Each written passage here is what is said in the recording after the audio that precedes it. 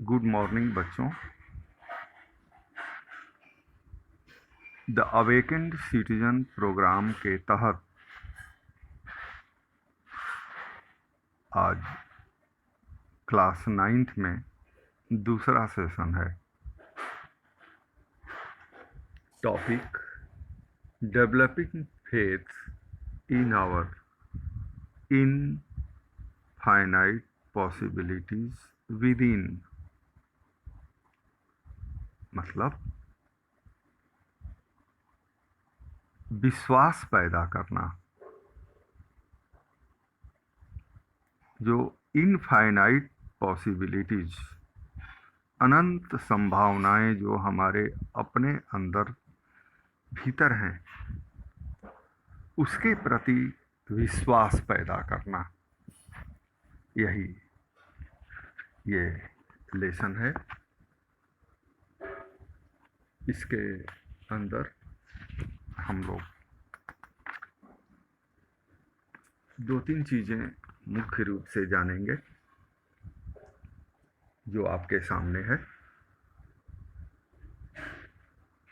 पहली बात है, if I have failed in the past, यदि पहले मैं असफल हो गया हूँ, I can succeed in future, तो भविष्य में मैं सफल भी हो सकता हूँ विद द राइट एफर्ट, एक सही प्रयास के करने से। दूसरी बात है, there is no age limit for discovering my infinite possibilities and developing them. इसके लिए कोई समय, उम्र की कोई सीमा नहीं है। जब हम खोज करते हैं अपने अंदर अनंत संभावनाओं को, और जब हम उसका विकास करते हैं, और इस सेशन के दौरान हम तीसरी बात की चर्चा करेंगे कि even if I don't have any unique possibilities, यदि हमारे अंदर कोई विशेष संभावनाएं नहीं भी हैं, आई स्टिल है बाई बर्थ, जो जन्म से नहीं है, ऑल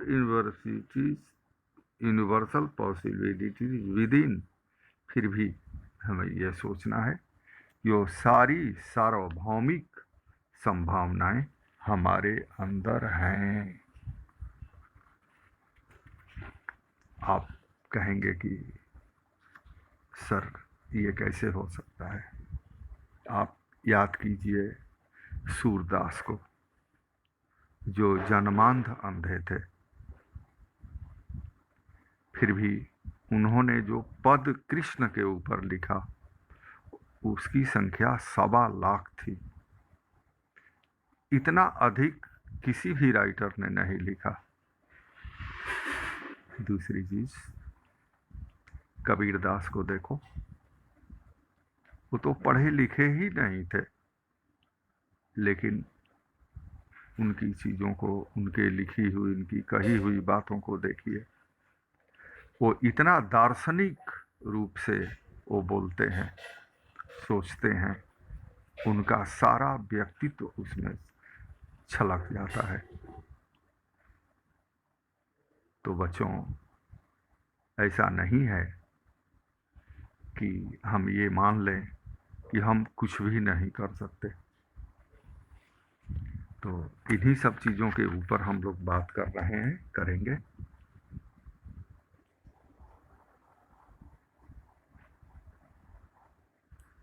ये आप देखेंगे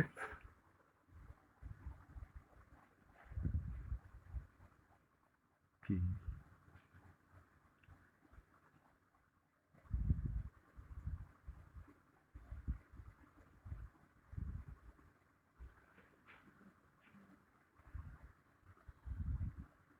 इसके लिए ये बात कही गई है कि इसके लिए हमारे अंदर आत्म श्रद्धा होनी चाहिए। आत्म श्रद्धा जब आपके अंदर विकसित होगी तो आप कह सकेंगे आई कैन, यानी मैं इस काम को कर सकता हूँ।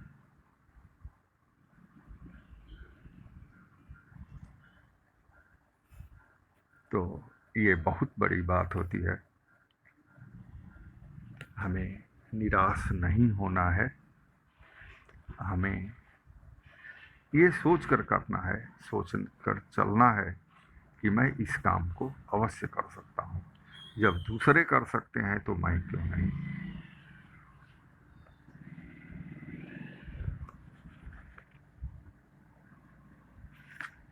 फिर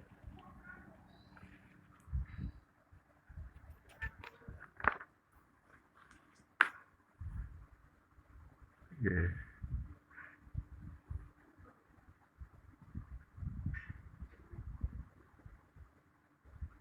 जब हम लोग किसी कार्य को करने में असमर्थ हो जाते हैं, फेल हो जाते हैं, तो हम लोगों में से अधिक लोग ये विश्वास करते हैं कि हम लोग इस काम को कभी भी नहीं कर पाएंगे, मैं भविष्य में सफल हो ही नहीं पाऊंगा, और फिर इस तरह हम उस काम को करना ही छोड़ देते हैं।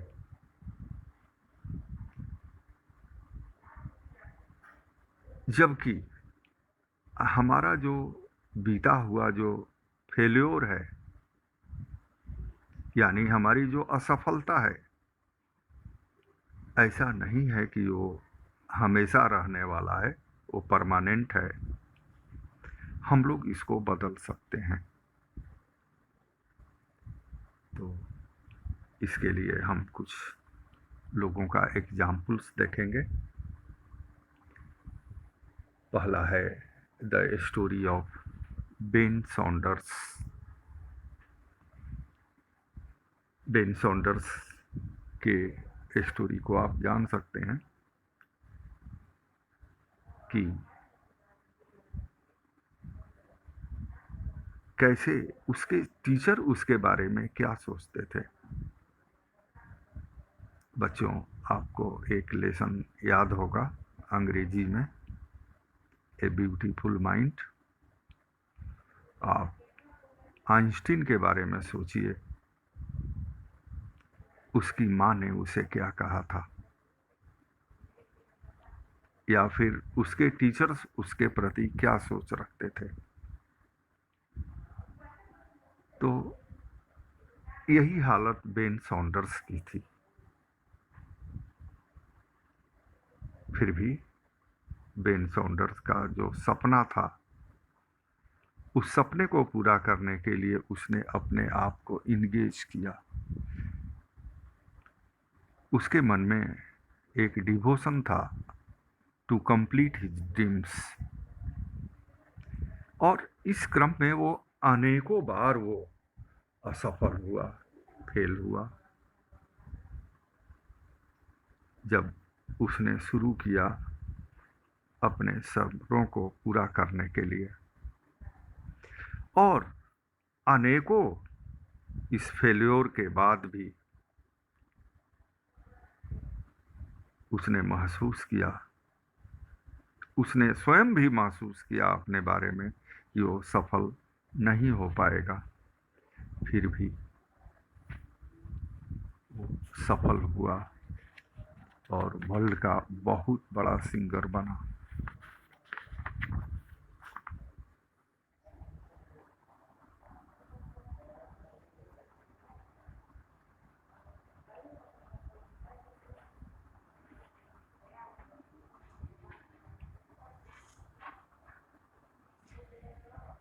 अब आप ये देखिए कि हमारे जीवन में स्वयं ऐसे बहुत सारे मुद्दे आते हैं जहां हमें लगता है कि हम सफल नहीं हो पाएंगे। फिर भी आपको एक ही बात मैं कहूँगा कि करत करत अभ्यास के ते जड़मति होत सुजान। लगातार बार बार प्रयास करने से एक मंदबुद्धि भी व्यक्ति अपने जीवन में सफल हो जाता है। हो सकता है आपने एक वरदराज की कहानी पढ़ी है। वरदराज के गुरुजी उसको कह दिए थे कि तुम जीवन में कभी पढ़ ही नहीं पाओगे, लेकिन इसलिए तुम जाओ ये स्कूल छोड़कर। जब वो घर जा रहा था तो रास्ते में उसने एक कुएं को देखा और कुएं पर निशान बने हुए थे रस्सी के आने और जाने से। ठीक है, और वो सोचा कि अगर बार बार मैं प्रयास करूं तो मैं सफल क्यों नहीं हो पाऊंगा। और फिर जब उसको ये प्रेरणा मिली, भरद्वाज फिर लौट आए अपने स्कूल में और अपने गुरुजी से उन्होंने ये बात बताई। गुरुजी को भी लगा कि शायद इसमें कोई बदलाव आया है, और फिर वही भरद्वाज आपको पता होगा कि वो बहुत बड़े विद्वान बने। बच्चों,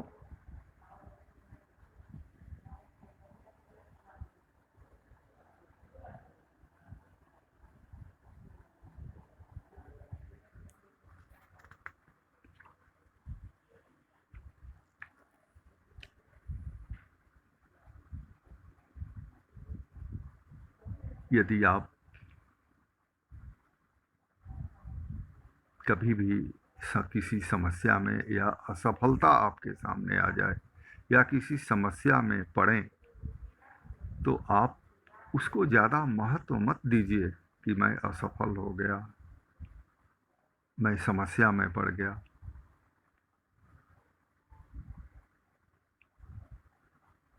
ये असफल होना ये कोई बहुत बड़ी बात नहीं है।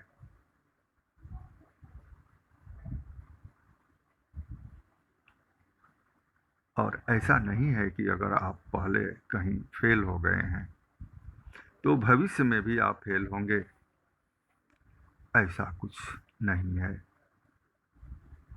क्योंकि बहुत से लोगों का जीवन यही दिखाता है।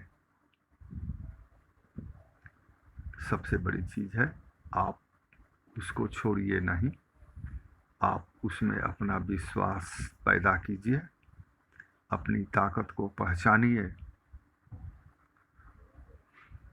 आप हॉकिंस की कहानी जानते होंगे, जो इंग्लैंड के थे। वो चल फिर नहीं सकते थे,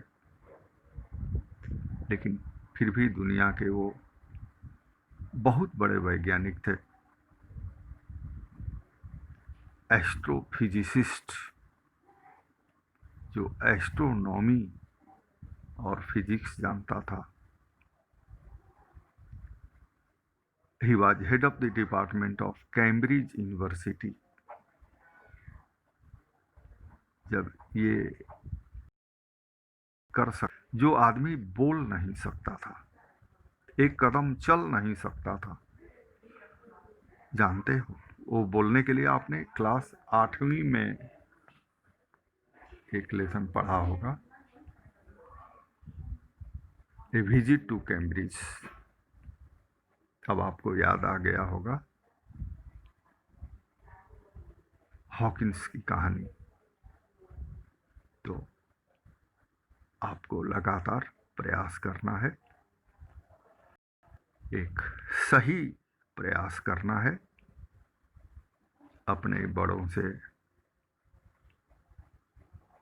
पापा मम्मी, आपके शिक्षक, इन लोगों से आपको बार बार सलाह लेना है, कहीं आपके कदम भटक न जाएं, क्योंकि यही लोग दुनिया में आपको एक अच्छी सलाह देने वाले हैं। इसके अलावा बच्चों, एक दूसरी बात है there is no age limit for discovering my infinite possibilities. यहाँ पर हम चर्चा करेंगे कि इसके लिए कोई खास उम्र नहीं है। कभी कभी आदमी उम्र में अधिक हो जाता है और सारी उम्मीदें वो छोड़ देता है कि हमें ऐसा अब हम नहीं कर सकते, हमारी उम्र चली गई। ऐसा नहीं है। तो आप इससे निराश नहीं होंगे। आप अपने भीतर की शक्तियों को पहचानने का प्रयास करेंगे हर समय। कल जो गलती हुई उसके बारे में हमें आज नहीं सोचना है। ये सोचना है कि हमारे अंदर एक अनंत शक्ति, संभावना छिपी हुई है। बस उसे खोलना है। आपको अंधकार से प्रकाश की ओर जाना है। आपने सुना होगा, आप रोज प्रार्थना भी करते हैं, ओम अस्तो मां सद्गमया तमसो मां ज्योतिर्गमया। आप रोज गाते हैं।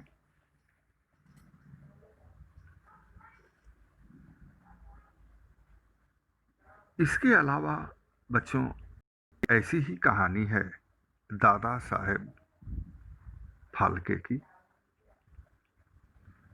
इनका जन्म दक्षिण भारत में 1870 में हुआ था। आपको यह भी पता होगा कि भारतीय सिनेमा का जनक इन्हें कहा जाता है। इनके पिताजी एक संस्कृत के टीचर थे और काफी धार्मिक व्यक्ति थे। कहीं ना कहीं ये संस्कार दादा साहब में भी आया होगा।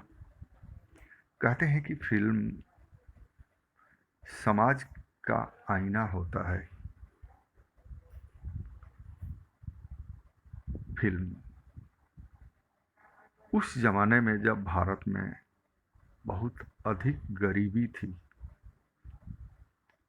1813 ईस्वी में इन्होंने अपना, इस क्षेत्र में इनका योगदान, भारतीय फिल्मों के बनाने में इनका प्रयास था। और फिल्मी जगत में दादा साहब फाल्के पुरस्कार एक बहुत बड़े पुरस्कार के रूप में माना जाता है। इन्हीं के नाम पर भारत सरकार ने शुरू किया। उन्होंने अपने अंदर एक इच्छा शक्ति उन्होंने जगाया। उनकी संभावनाएं काफी पहले धुंधली थी, फिर भी बार बार के प्रयास से उन्होंने अपने उन अनंत संभावनाओं को जगाया।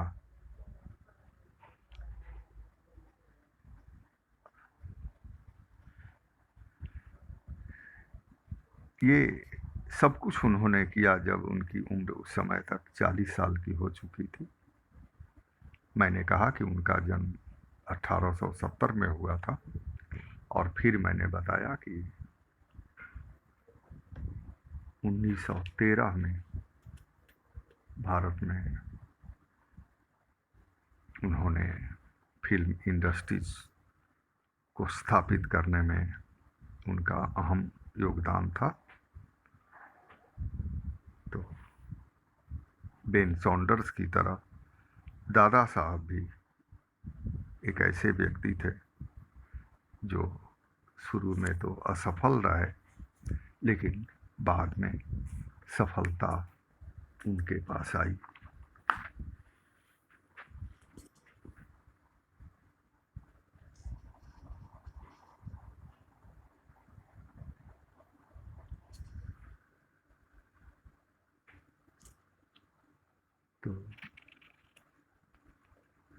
इसके बाद डेविड ओगिलवी की कहानी आती है। आप डेविड ओगिलवी के बारे में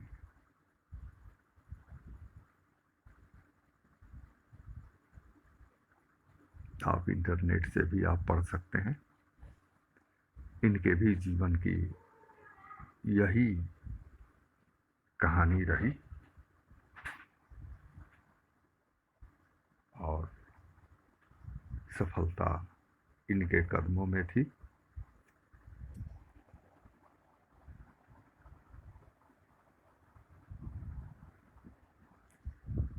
बच्चों,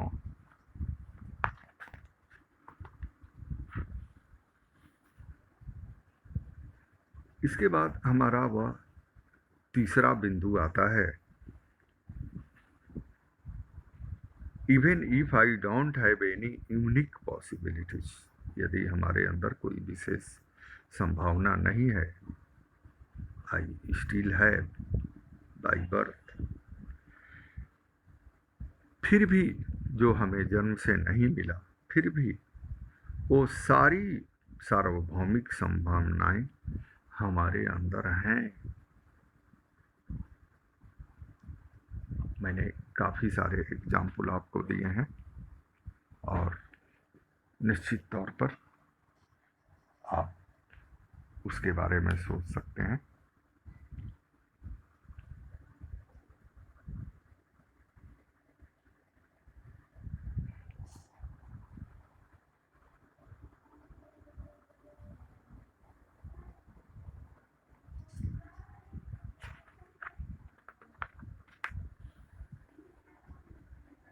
इसके बाद आती है the story of Sardar Vallabh भाई पटेल। बच्चों, क्या जानते हो कि इनका दूसरा नाम क्या था? लोग उन्हें आयरन मैन के नाम से जानते हैं। गुजरात में इनका जन्म हुआ था। बचपन से ही ये काफ़ी साहसी भी थे। अभी विश्व की सबसे बड़ी मूर्ति सरदार वल्लभ भाई पटेल की ही है, जो लोहे से बनी हुई है। क्या नाम था इनका दूसरा? Iron man. बच्चों, स्वतंत्र भारत के ये पहले होम मिनिस्टर थे। अंग्रेजों के बाद भारत सरकार के सामने बहुत बड़ी समस्या थी देसी रियासतों की। इन सारी रियासतों को भारत में मिलाया जाना था और यह कार्य बहुत आसान नहीं था। लेकिन सरदार वल्लभ भाई पटेल एक बहुत बड़े डिप्लोमेट, कूटनीतिक थे और रात दिन प्रयास करते हुए इन्होंने सफलता प्राप्त की। वो हमारे लिए, हर भारतीय के लिए आदरणीय हैं। इनको सबसे बड़ी समस्या का सामना तब करना पड़ा था जब हैदराबाद की रियासत को भारत में मिलाया जाना था, क्योंकि हैदराबाद का निजाम भारत में मिलना ही नहीं चाहता था। इसके लिए इनका कूटनैतिक प्रयास बहुत ही सराहनीय था।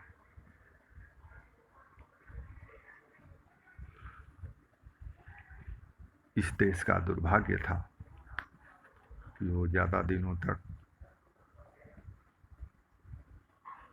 जिंदा नहीं रह पाए।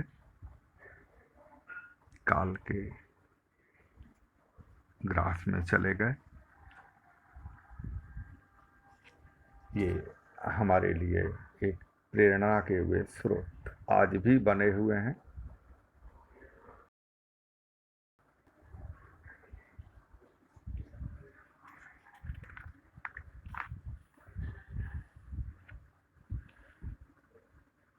बच्चों, एक तीसरी कहानी भी आपके सामने आती है, द स्टोरी ऑफ ऑन्ग सैन सू की, बर्मीज लीडर।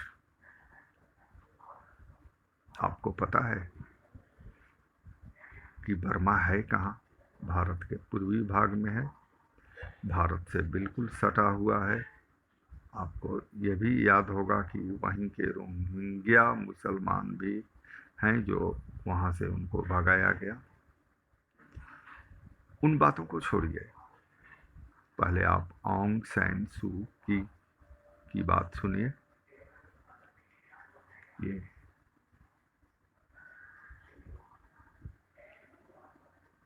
बहुत लंबे समय तक इन्होंने संघर्ष किया।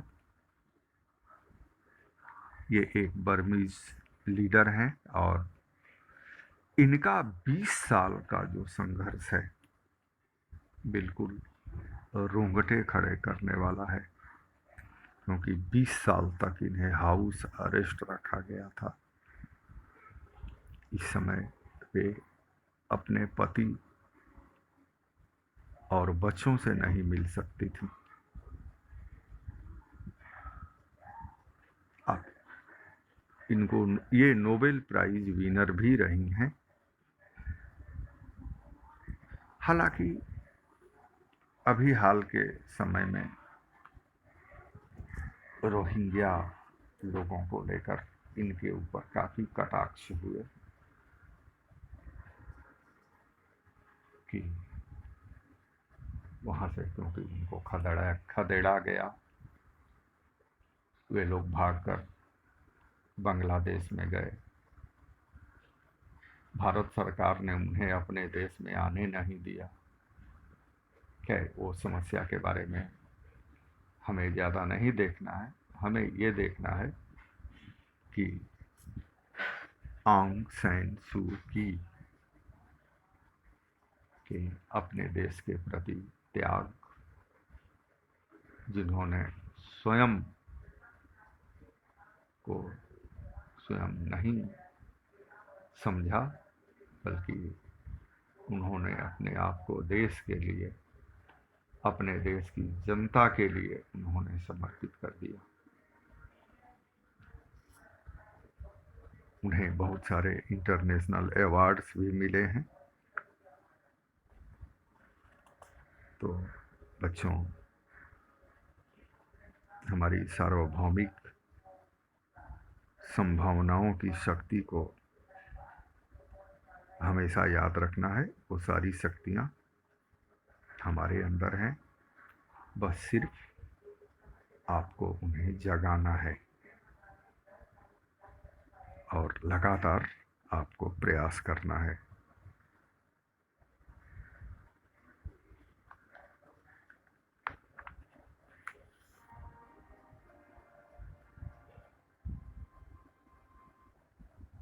आपके भी सामने छोटी बड़ी समस्याएं आती होंगी, जैसे अभी ये कोरोना का संकट चल रहा है। इसे ऐसा न हो कि हम निराश हो जाएं। बेटे, ये कष्ट तो आया है। अगर कष्ट आया है तो जहां आना है वहीं जाना भी है, इसको जाना भी है। कहीं ऐसा न हो कि कोरोना चला जाए और आप ये कहीं कहते हुए मिलें कि स्कूल नहीं चला था, हम पढ़े नहीं। आपके सामने किताब है, निश्चित तौर पर आपके पापा मम्मी भी आपका कुछ हेल्प करेंगे। स्कूल से भी आपको लगातार आपके शिक्षक आपको बताने का प्रयास कर रहे हैं। अगर जैसे भी हो सके, आपको लगातार आपके लोग आपके साथ हैं। कहीं ऐसा न हो कि बहाने बनाकर आप अपने आप को बिगाड़ लें, नहीं, बल्कि अपने आप को इस मुसीबत की घड़ी में और भी आपको मजबूत बनना है और ये विचार करना है कि आपके अंदर एक असीमित संभावना है, बस उसको जगाने की जरूरत है।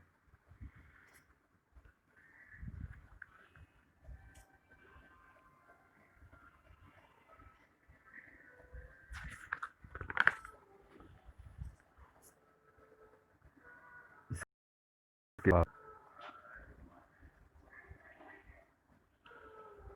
बहुत सारे हमारे जीवन की कठिनाइयाँ हो सकती हैं, लेकिन हमें अपने विचारों से उनके ऊपर, उन कठिनाइयों के ऊपर हमें विजय प्राप्त करना है। आपको बार बार सोचना है कि हमारे अंदर एक अनंत संभावना छिपी हुई है और मैं सोचता हूँ आप ऐसा ही सोचेंगे। धन्यवाद बच्चों।